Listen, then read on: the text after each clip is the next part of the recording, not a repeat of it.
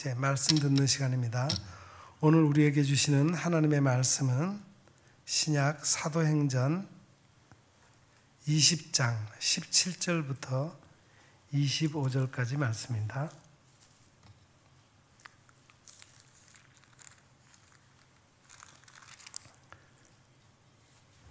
사도행전 20장 17절부터 25절까지 말씀 이제 제가 받들어 읽겠습니다.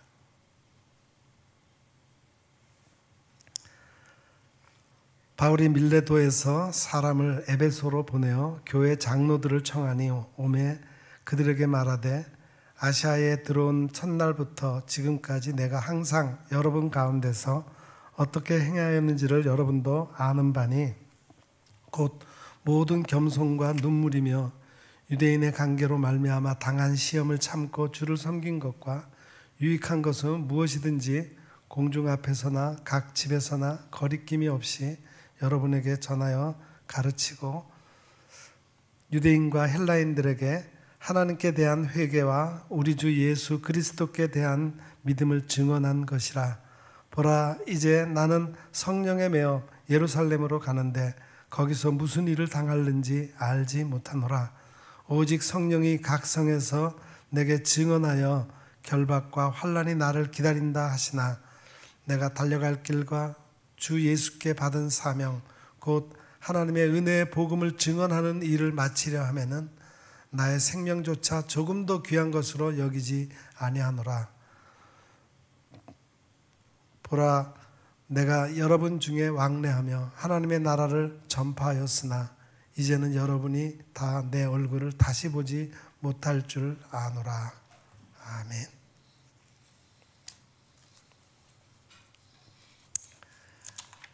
오늘은 한 해 마지막 송년주일에 이 일을 마치려 하는 자라는 제목으로 하나님의 말씀을 듣고 교훈과 은혜를 나누고자 합니다. 성경 전도서 3장에 하늘 아래 모든 일에는 때가 있다라고 말씀합니다.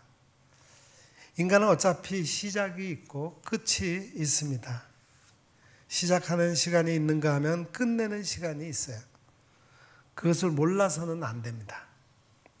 오늘 본문 성경에도 보면은 사도 바울은 말합니다. 내가 일을 마치려 하면은 일을 1단계로 마치는 것이요 소아시아 근방에 복음을 열심히 전하고 그는 지금 예루살렘으로 갑니다. 예루살렘으로 가서 무슨 일을 만날는지 모릅니다. 그 마음속에 로마로 가고자 하는 소원은 간절합니다만 하나님이 허락하실지 모르겠고요. 또 언제 어떤 모양으로 가게 될는지 그것이 가능할는지 불가능할는지 모르겠습니다. 다만 큰 핍박과 환난이 기다린다 하는 것은 분명히 알고 있어요.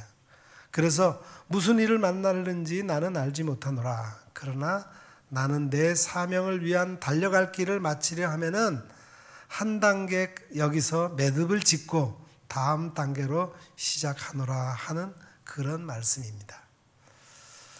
프란시스 자비에르라고 하는 선교사가 있습니다. 그는 본래 스페인 사람입니다만 포르투갈의 요한 3세 왕의 요청으로 그는 왕의 파송을 받아서 인도, 중국, 일본까지 그 당시에 선교를 했습니다. 그래서 동양 선교의 선구자라고 불리워집니다. 그가 선교지 현장에서 임종을 맞이합니다. 세상을 떠날 때 자기를 보내준 왕에게 유언 겸 중요한 편지를 씁니다. 그 편지 내용 중간에 이렇게 말하고 있어요. 폐하께서는 어느 날인가 하나님 앞에 서야 할 시간이 있음을 잊지 마십시오. 그 끝날의 결산을 위하여 겸손하게 살도록 힘쓰십시오. 주님 앞에 설 때 부끄러움이 없이 설 수 있도록 준비하여 오늘을 살기 바랍니다. 이런 심각한 마지막 날을 남겼습니다. 왕, 권세자라고 자기가 만능이 아닙니다. 자기 위에 권세가 있고요. 내가 나의 생을 내가 사는 것 같이 살아도 나를 지켜보시는 자가 있고 내가 하나님 앞에서 심판을 받아야 합니다. 언젠가 그 앞에 반드시 서야 합니다. 그 시간을 생각하며 오늘을 살라고 그렇게 말한 겁니다. 히브리서 9장 27절에 한 번 죽는 것은 정한 이치요 그 후에는 심판이 있다라고 성경은 말씀합니다. 바울은 현 시점에서 지난날 과거를 생각하고 미래를 생각하고 또 현재를 생각합니다. 열심히 복음을 전했습니다. 이제 마지막 때가 왔습니다. 마치 운동 경기장인 것처럼 달려갈 길을 마친다 그랬습니다. 지금 출발점에서 이 골인 장소를 향해 결승점을 향해서 열심히 달려왔습니다. 이제 결승점이 눈앞에 보입니다. 달려갈 길을 마치려 합니다. 그러면 내가 이제 할 일이 뭐냐고요? 그는 여기서 각오를 새롭게 하고 있습니다.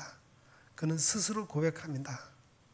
내가 너희 가운데 있을 때 겸손과 눈물과 인내와 섬김과 그리고 거리낌 없이 복음을 회개와 믿음의 복음을 열심히 전했노라. 그리고 오늘 내가 이 일을 마감하려고 하는 시간이다. 이렇게 심각하게 현 시점에서 그는 새로운 미래를 전망하고 있습니다. 미국의 교육자이면서 유명한 파커 팔머라고 하는 분이 계십니다. 그분의 That Your Life Speak라는 책에서 아주 중요한 인간의 소명에 관한 말씀을 합니다. 한 구절이 너무도 충격적인 중요한 말씀이기에 소개해 봅니다. 소명이란 의지에서 나오는 것이 아니다. 의지에서 나오지 않는다. 듣는 데서 출발한다. 소명이란 성취해야 할 목표가 아니라 이미 주어져 있는 선물이다. 하나님께로부터 받은 소명은 내가 열심히 노력해서 이루려고 하는 것이 아니라 이미 하나님께서 내게 주신 것, 그것을 이루라고 맡겨주신 것, 그것을 따라가는 거라는 거야. 그러니까 소명은 이루는 것이 아니라 듣는 것이라는 거죠. 여러분 깊이 생각해야 합니다.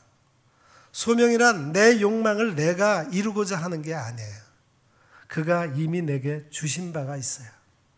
주신 바 생애가 있고 주신 바 지혜가 있고 주신 바 물질이 있고 주신 바 건강이 있어요.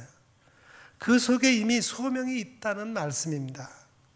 그 소명을 들을 줄 알아야 됩니다. 듣는 데서부터 출발한다 하고 말씀합니다. 좀 더 나아가서 인생에 있어서 매우 중요한 것인 내가 해야 할 일이 무엇인가에 대한 문제는 내가 누구인가 라는 본연적인 질문에서부터 출발하며 나는 누구인가 라고 하는 문제는 나는 누구의 것인가 라고 하는 질문으로 귀결되는 것입니다. 여러분, 내가 무엇을 해야 합니까? 그보다 먼저 생각할 것은 내가 누구입니까? 내가 누구냐 하는 문제는 나 스스로 선택할 문제가 아니에요. 내가 누구의 것이냐 하는 것이죠. 여러분, 지난 날을 가만히 생각해 보세요. 내 마음대로 살았습니까? 내 마음대로 태어났습니까?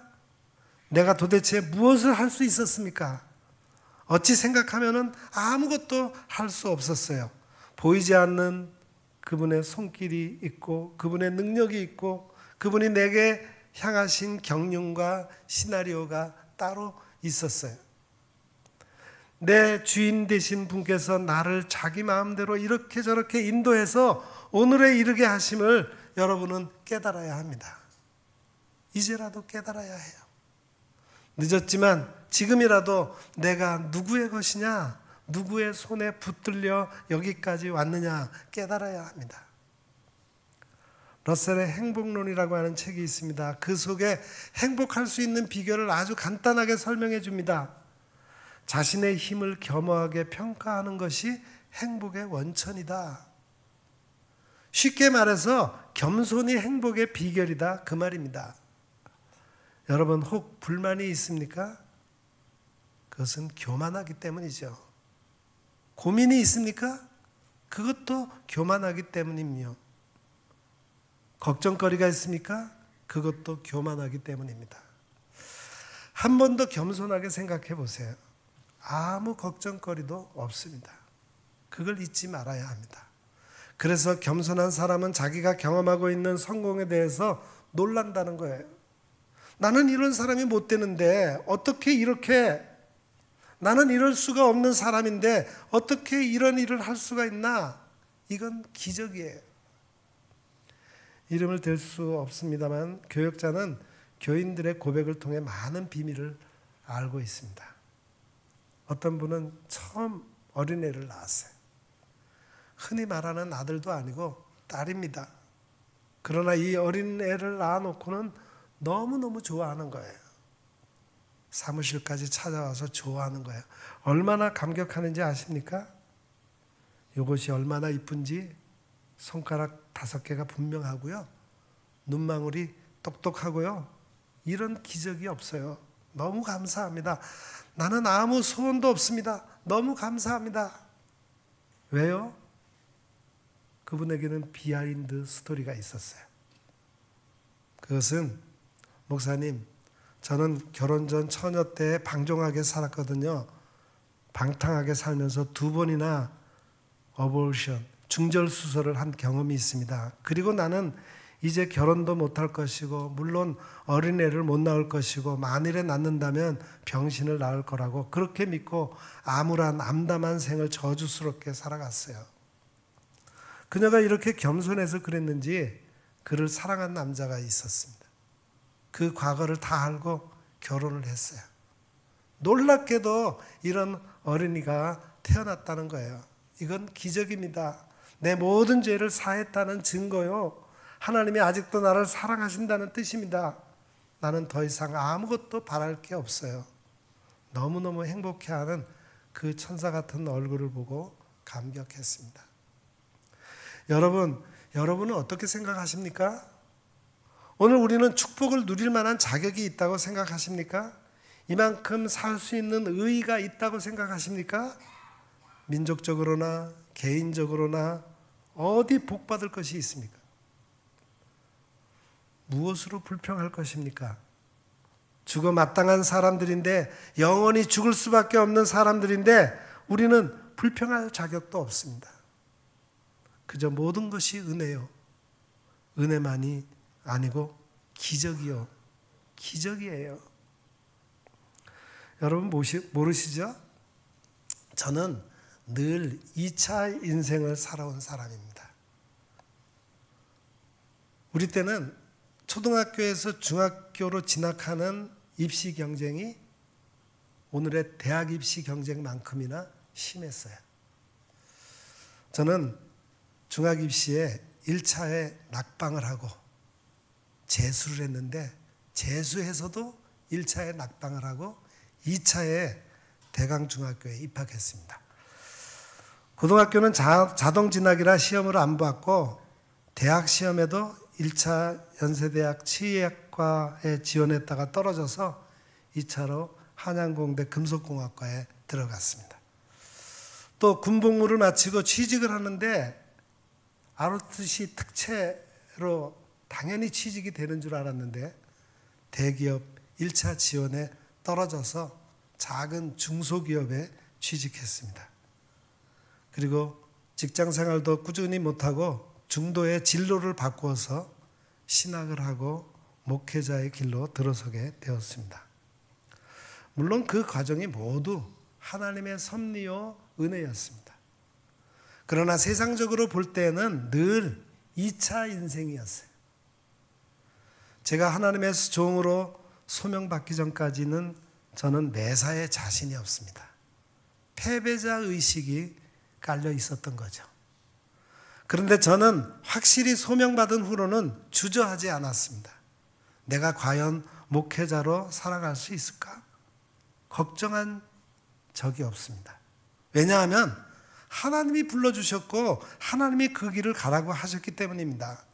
내가 노력해서 성취하는 것이 아니라 하나님이 이미 내 갈 길을 정해주셨고 나는 그 길을 가기만 하면 되는 겁니다. 그래서 가문을 이끌어가야 한다는 장남으로서의 부담감도 내려놓고 직장을 하루아침에 그만두고 신학대학원에 진학했습니다. 주변의 많은 분들이 나의 결정에 대해서 의아해했어요. 심지어는 대책 없이 무모하지 않나가 그렇게까지 말한 분도 있었습니다. 그런데 그 후에 나의 인생은 참 평안했습니다. 그렇다고 어려움이 없는 것은 아니었어요. 다만 어려움이 어려움으로 느껴지지 않았을 뿐입니다. 하나님의 인도하심으로 결혼해서 가정을 이루었고 신학교를 졸업하고 전임 전도사로 사역하다가 교회를 개척하게 되었고 오늘날 이렇게 아름다운 성도들과 일산영문교회를 섬기게 되었습니다. 이제 은퇴가 1년이 채 남지 않았습니다. 어떻게 내가 여기까지 왔단 말인가? 어떻게 내게 이런 기적이 있단 말인가? 하는 생각이 듭니다. 모든 것이 하나님의 은혜요. 하나님께서 모든 것을 합력하여 선을 이루셨습니다. 여러분, 하루하루 사는 것이 오늘 내게 주어진 작은 성공이라도 그 자체가 기적이요. 그대로가 기적이라 이겁니다. 그렇다면 이제 우리는 감사와 찬송뿐이죠. 무슨 할 말이 있겠습니까? 그런데 반대로 교만한 사람은 말이에요. 실패에 놀란다 그랬어요. 뭐 잘못되면은 어찌 내게 이런 일이 있단 말인가?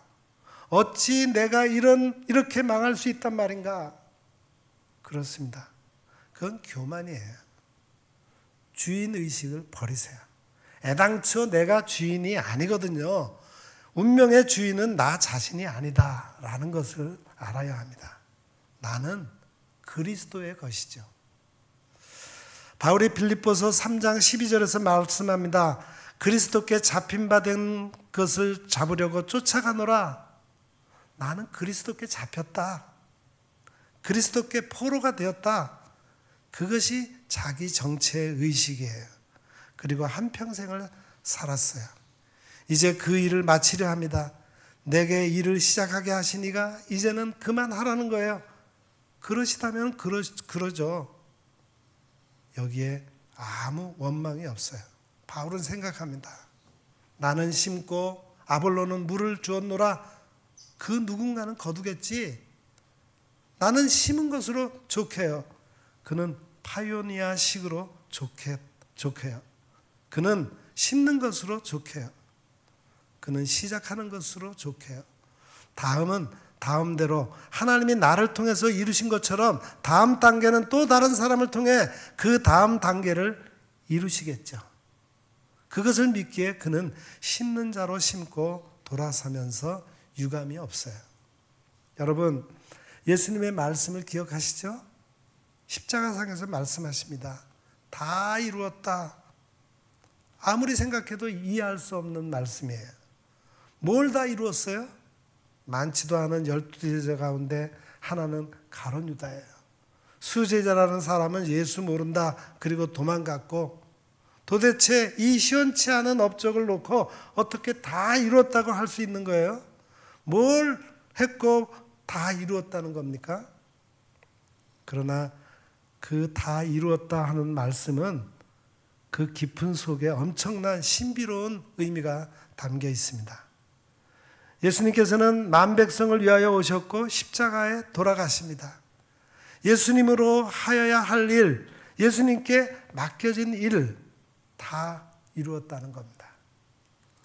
오늘 여러분 어디까지 가야 하는 겁니까? 무엇까지 보면 되겠습니까?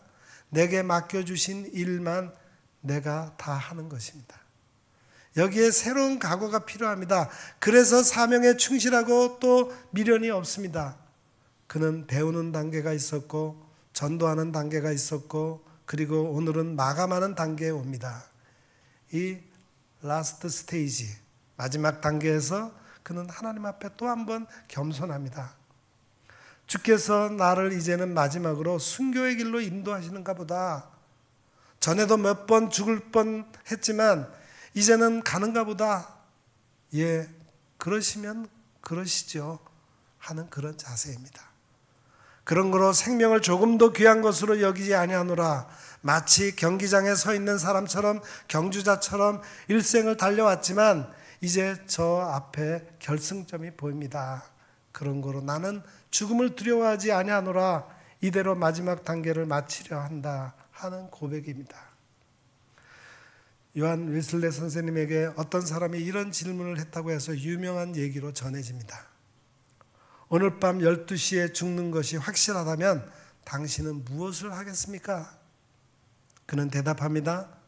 다른 날과 다름없이 설교 준비하고 다른 날과 다름없이 신방할 것입니다. 그리고 다른 날보다 먼저, 다른 날보다 30분 일찍 잠에 들 것입니다. 무슨 말입니까? 전에 하던 일을 계속 할 거라는 거예요. 그리고 억지로 끌려가는 것처럼 하지 않고 30분 먼저 잠들 것입니다. 이 얼마나 아름다운 마지막 단계를 생각하는 사람입니까? 한 해가 갑니다. 그만큼 우리는 죽음에 다가서고 있습니다. 한 해가 갔다는 것은 그만큼 주님 만날 시간이 가까워졌다는 것을 의미합니다. 내 일생에서 살아오던 길을 마치려 함에 이제 우리가 무엇을 생각해야 하겠습니까? 아무 미련 없이 새로운 결단을 가지고 생을 마감해야 하겠습니다. 마감을 잘해야 합니다. 근사하게 마쳐야 하겠어요. 마지막 작품을 그려야 되겠어요. 사도 바울은 그래서 말합니다. 내가 예루살렘으로 가노라. 무슨 일을 만날는지 모르겠다. 환난과 핍박이 나를 기다린다고 하는데 나의 달려갈 길을 마침에 있어서 나는 생명을 조금도 귀한 것으로 여기지 않노라. 생사간의 모든 문제를, 모든 욕망을, 모든 인간의 생각을 다 포기하고 오늘까지 나를 쓰신 주인께서 당신이 원하시는 대로, 당신이 원하시는 시간에, 당신이 원하시는 방법으로 부르시옵소서. 마지막까지 나는 내가 할 일을 할 것입니다. 그러한 귀한 고백을 하고 있는 겁니다. 많은 사람들이 시간의 매듭을 묶는데 실패하고 있습니다. 원망과 한숨, 불평과 신세 타령으로 망치고 있습니다. 그래서 저들에게는 망년의 계절이 되고 있습니다.